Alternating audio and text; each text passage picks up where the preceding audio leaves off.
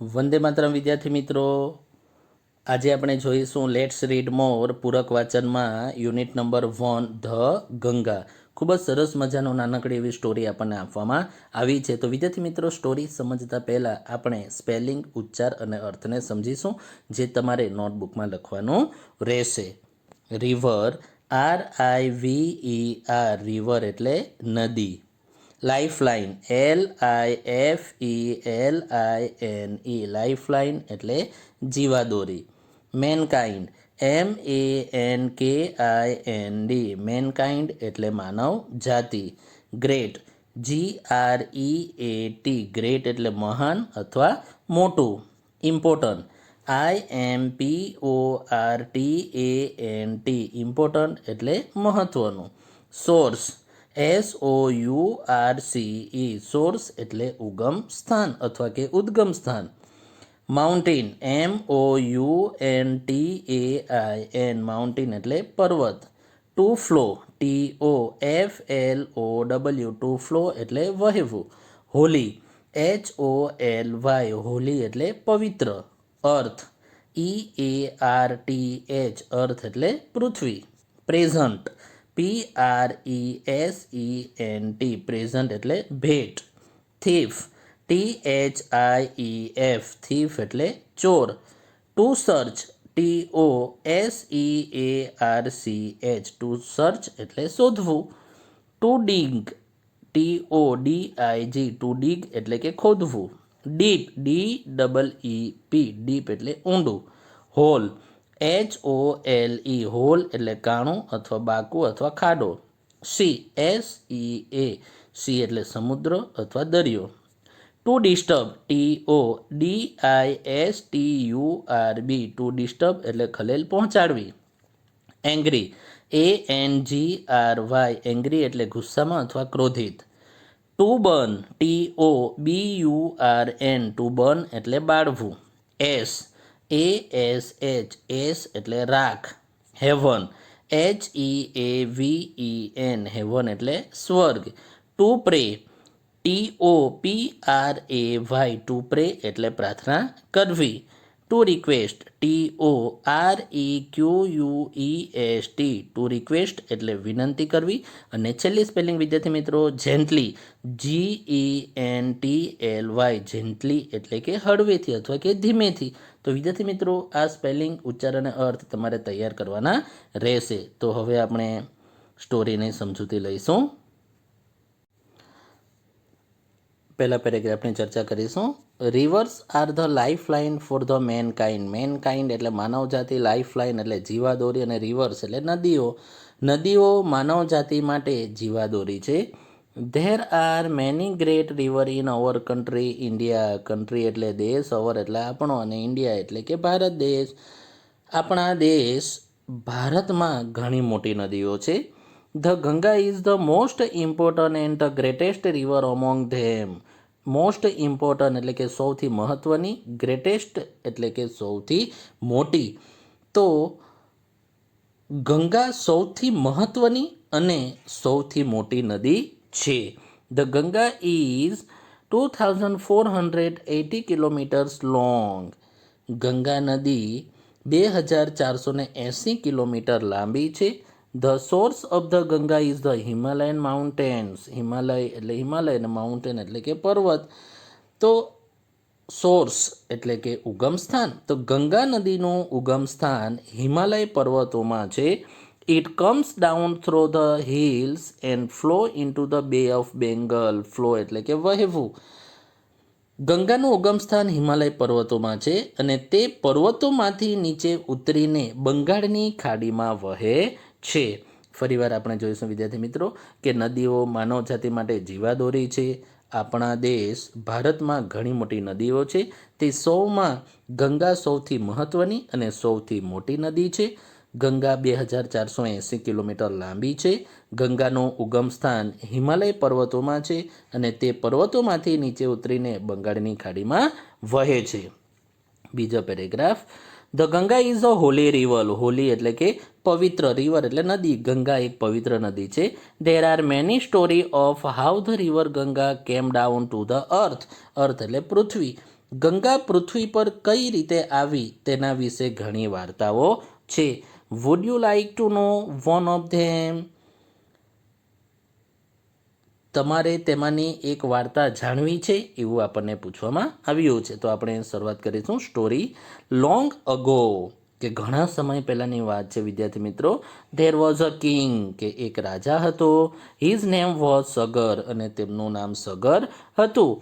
He head a beautiful horse. Horse એટલે ઘોડો, beautiful એટલે સુંદર, કે તેમની પાસે એક સુંદર ઘોડો હતો.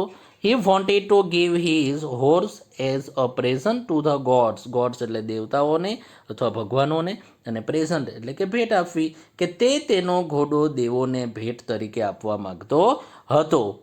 વન ડે અ થીફ ટુક અવે ધ હોર્સ. થીફ એટલે કે ચોર. વન ડે એટલે કે એક દિવસ એક ચોર ઘોડો લઈ ગયો. The king was very unhappy. Unhappy એટલે કે દુઃખી થવું. રાજા ખૂબ દુઃખી થઈ ગયો. આગળ જોઈશું. આગળની વાર્તામાં જોઈશું આપણે.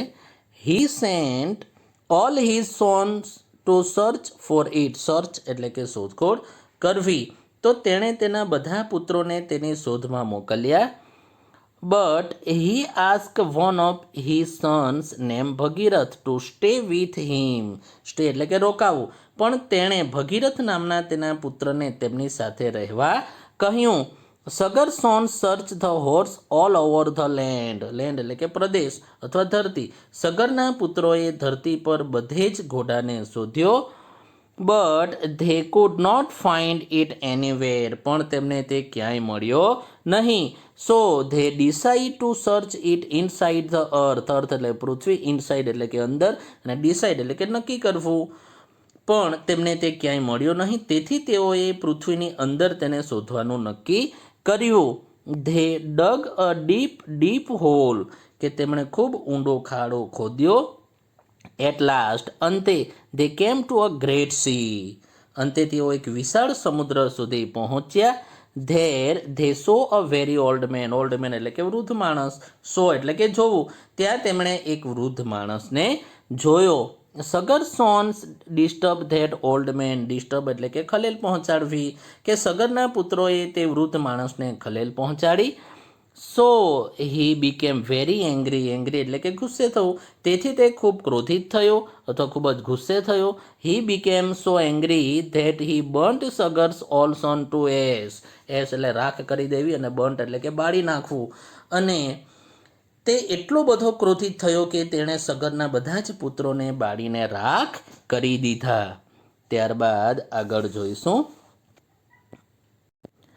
ત્યારબાદ આગળના પેરેગ્રાફની ચર્ચા કરીશું. છેલ્લા paragraph. Now only the water of the Ganga food give them a new life. New life એટલે કે જીવનદાન. હવે ફક્ત ગંગાનું પાણી તેમને નવું જીવન આપી શકે. But at that time the Ganga was not on the earth. જો કેટલું સરસ મજાનું આપણને આપવામાં આવ્યું છે કે પણ તે સમયે ગંગા પૃથ્વી પર નહોતી. She was in the heaven. Heaven એટલે કે સ્વર્ગ, કે તે સ્વર્ગમાં હતી. ભગીરથ વોઝ અલોન એટ હોમ. કે ભગીરથ ઘરે એકલો હતો. અલોન એટલે કે એકલો. ત્યારબાદ આગળ જોઈશું. He pray to the river Ganga to come down on the earth and bring his brothers to life again. સરસ મજાનું વાક્ય આપણને આપવામાં આવે છે વિદ્યાર્થી મિત્રો, કે ભગીરથ ઘરે એકલો હતો અને તેણે ગંગાને પૃથ્વી પર આવી તેના ભાઈઓને ફરીથી જીવિત કરવા માટે પ્રાર્થના કરી. પ્રે એટલે કે પ્રાર્થના કરવું. The Ganga was happy to be on the earth but she was afraid that her fall from heaven to earth would break the earth. Break એટલે તૂટી જવું. હેવન એટલે સ્વર્ગ. ફોલ એટલે કે પડવું. અફ્રેડ એટલે કે ડર લાગવો. તો ગંગા પૃથ્વી પર આવવા માટે રાજી હતી, પણ તેને ડર હતો કે સ્વર્ગમાંથી પૃથ્વી પર તેના પડવાથી પૃથ્વી ફાટી જશે. તો Bhagirath requested lord Shiva to held the Ganga. Held એટલે કે મદદ કરવી. તો ભગીરથે ભગવાન શિવને ગંગાની મદદ કરવા માટે વિનંતી કરી. લોર્ડ શિવા એગ્રી, કે શંકર ભગવાન એટલે કે શિવ ભગવાન એ રાજી થાય છે. He asked the Ganga to flow down to earth through his long hair. Long hair એટલે કે એમની જટા, કે તેમણે ગંગાને તેમની લાંબી જટામાંથી નીચે વહેવા કહ્યું. ઇન ધીસ વે, આ રીતે the Ganga could come down gently to the earth. Gently એટલે કે હળવેથી, અને આ રીતે ગંગા હળવેથી પૃથ્વી પર આવી શકી. The Ganga flow over the ash of Sagar sons and they all came to life again. અને ગંગા સગરના પુત્રોની રાખ ઉપરથી વહી અને તેઓ બધા ફરીથી જીવિત થયા. તો Bhagirath pray the Ganga to flow on the earth. અને ભગીરથે ગંગાને પૃથ્વી પર વહેવા માટે પ્રાર્થના કરી. So she is also known as Bhagirathi. તેથી તેને ભાગીરથી એટલે કે ભગીરથી તરીકે પણ ઓળખાય છે.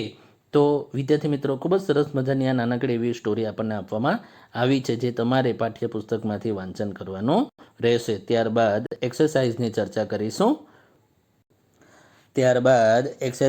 ચર્ચા કરીશું. જે તમારે અંગ્રેજીની નોટબુકમાં લખીને તૈયાર કરવાનું રહેશે. પ્રશ્ન 1, choose A, B or C and complete the sentence. A, B અને C માંથી ગમે જે એક વિકલ્પ પસંદ કરી વાક્યને પૂર્ણ કરો. તો પેલું છે ધ ગંગા સોર્સ ઇઝ ખાલી જગ્યા. તો જવાબમાં આવશે B, high up in the Himalaya mountain, કે ગંગા નદીનું ઉગમ સ્થાન ક્યાં છે? તો હિમાલય પર્વતોમાં જ. તો જવાબમાં આવશે B, high up in the Himalaya mountains. બીજો, the angry old man burnt ખાલી જગ્યા. તો જવાબમાં આવશે એ વિકલ્પ, all the king's son except Bhagirath. એટલે કે રાજાઓના બધા દીકરાઓને બાળીને રાખ કરી દે છે, એક્સેપ્ટ ભગીરથ, ભગીરથ સિવાય. એક્સેપ્ટ એટલે કે સિવાય, ભગીરથ સિવાય બધા રાજાના દીકરાઓને એ ઓલ્ડ મેન એટલે કે વૃદ્ધ માણસ ગુસ્સામાં આવીને બધા દીકરાઓને બાળી નાખે છે. ત્યારબાદ નંબર 3, કિંગ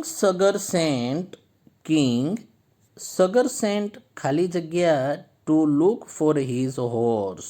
કે રાજા સગરે કોને ઘોડોની શોધખોળ કરવા માટે એટલે કે ઘોડાને શોધવા માટે મોકલવામાં આવ્યા? તો જવાબમાં આવશે B, all his sons except ભગીરથ. કે તેમના બધા દીકરાઓને મોકલે છે એક્સેપ્ટ ભગીરથ, કે ભગીરથ સિવાય. ભગીરથ સિવાયના બાકીના તમામ દીકરાઓને ઘોડાની શોધખોળ કરવા માટે રાજા સગર મોકલે છે. તો જવાબમાં આવશે B, all his sons except ભગીરથ.